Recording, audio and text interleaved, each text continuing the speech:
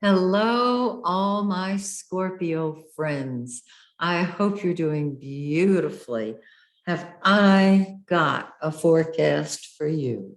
Oh, for November, of course. Wow. Hang in there. I'm about ready to give it to you. I just want to contact verbally now and visually those of you who have asked me to mentor you in astrology. I am doing that one-on-one, online, you and me, and just you and me. If you are interested in studying astrology with me, whether for your own personal use or because you'd like to be an astrologer, go to my website, MaxineTaylor.com, where you'll find all the information on my mentoring sessions. I am loving those sessions. I've already started my mentoring program. My students are amazing. And I've got a few slots left. You may be just the person to fill one of them. Okay, let's look at this glorious forecast. I love it. I better put my glasses on. You know how that goes. Okay, look at this area. Awesome. Let's start with Mercury. Now, as many of you know, because you study astrology, Mercury is no longer retrograde, but it is in the shadow of the retrograde, which means it feels like it's retrograde.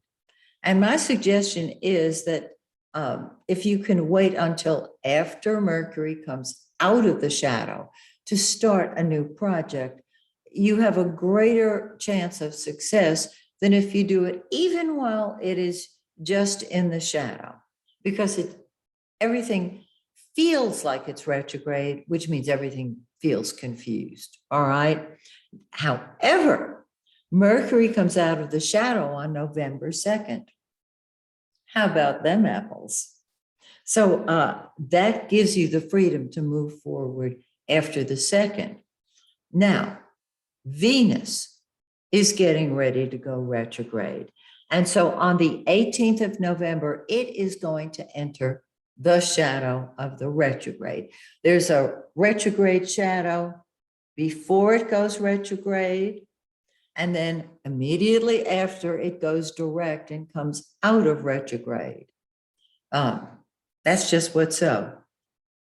So what we're going to do is between the 2nd and the 18th, that's when we can start new projects. All right. Now, some of you have already figured it out. We're going to have a double retrograde the end of this year and beginning of next year. Both Venus and Mercury are going to be retrograde at the same time, and it's going to feel like crazy town. I will keep you apprised. This happens periodically. It's a double whammy. It doesn't have to be the end of every project you've ever started. Nothing like that. So I will keep you, I'll keep you current. So let's look at this great forecast, shall we? All right, Mercury, the blue planet. That's what we think about and talk about. Mercury's been in your 12th house of the subconscious. You've been thinking. You have not shared your thoughts yet, and that's fine. The best way to have your thoughts negated and to lose the power of them is to share them with somebody who disagrees with you about them. I always say, if you've got an idea that you're crazy about, keep it to yourself. Remember, it's a gestation period in the 12th house. Well, on the 5th, Mercury's going to move into the 1st house. And you're going to think about yourself and you're going to talk about yourself. And there's nothing wrong with that at all. It's time for you to put you first. It's your turn. And then on the 24th of the month, Mercury moves into your 2nd house of money. Need I say more? If you're focused on money, you're going to create it. And you're going to be able to put your money-making ideas into action. I love it. So let's talk about the sun. It too has been in the first house. And you've said, I'm doing what I want, when I want, how I want, because I can. Out of my way. And once a year, when the sun is in your solar first house, that's what you're supposed to do, my dear friend or friends. All right. On the 23rd of the month, the sun moves into your second house. Now, the sun is the giver of life. It's the giver of light. In the second house, it creates money. Hello. Hello.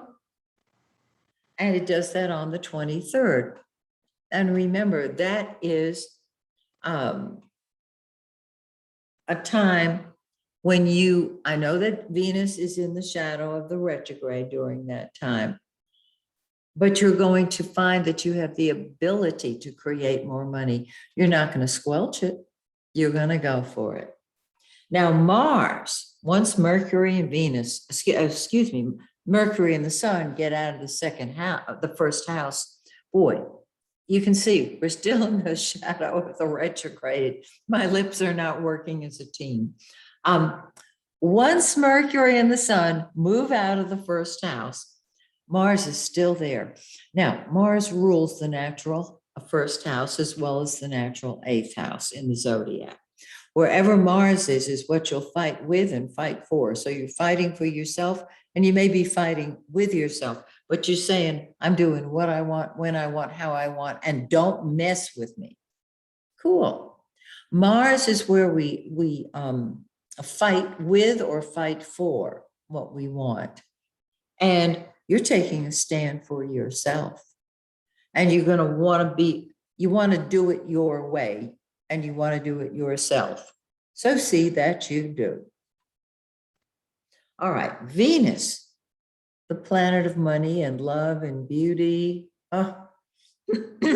has been in your second house, creating money and beauty and maybe love. It's going to move into your third house on the 5th, and you're going to have wonderful, loving thoughts in general. There's a happiness that comes over you wherever Venus is. Venus makes you nice, quote unquote. A student of mine once said that, and I thought that's so cute.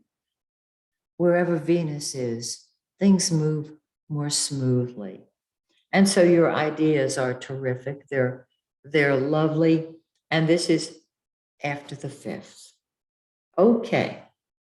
We have a new moon on November 4th in 12 Scorpio 40 in your own sign. On the new moon, energy starts moving forward. It's terrific. It gives you personal energy. Are you going to the gym? Have you lost your energy? Don't you worry. After the 4th, you'll find that you have more energy. Prior to the 4th, maybe not so much, because we'll be in the dark of the moon, you know? Okay, so for 2 weeks, it's all about you. On the full moon, which is on the 19th, in 27 Taurus, find that in your birth chart, because it's not just a new moon, it's a lunar eclipse.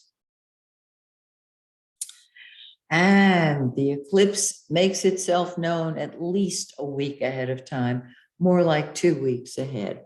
And on the full moon, that's when everything goes pop. It comes to a head. It's in your 7th house of partnership. But this is more than partnership, it's other people.